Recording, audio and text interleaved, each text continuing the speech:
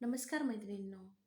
मी आज तुम्हाला सांगणार आहे, की आपल्या बाळाला कमीत कमी 1 वर्षापर्यंत साखर आणि मीठ टाकून पदार्थ द्यायचे नाही. आणि चॉकलेट वगैरे हे 2 वर्षाचे बाळ होईपर्यंत द्यायचं नाही. तुम्हाला वाटत असेल, की मग बाळाला अळणी पदार्थ खाऊ घालायची का? बाळ खाईल का? तर हो, बाळ नक्की खाईल. कारण की बाळाला साखरेची आणि मिठाची टेस्टच माहीत नसते.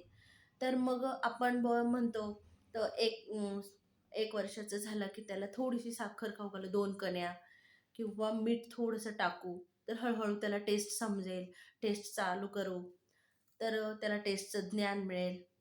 तर प्लीज असं नका करू. कारण की साखरेचे दुष्परिणाम खूप असतात आणि बाळ हे त्याची इम्युनिटी वाढवण्याचा प्रयत्न करत असतं. त्याच्या शरीराची ग्रोथ होत असते.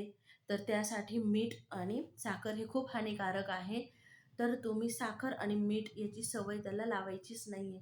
2 वर्षाच्या पुढे जेव्हा बाळ थोडं जास्त सॉलिड अन्न खायला लागतं, तेव्हा आपण त्याला किंचित देऊ शकतो.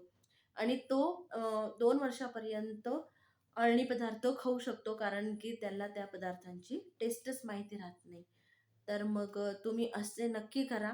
तुमच्या बाळाला गोड देऊ नका आणि मीठही देऊ नका. तर तुम्हाला माझा व्हिडिओ आवडला असेल तर लाईक करा, शेअर करा आणि माझे चॅनल सबस्क्राईब करा. Thank you.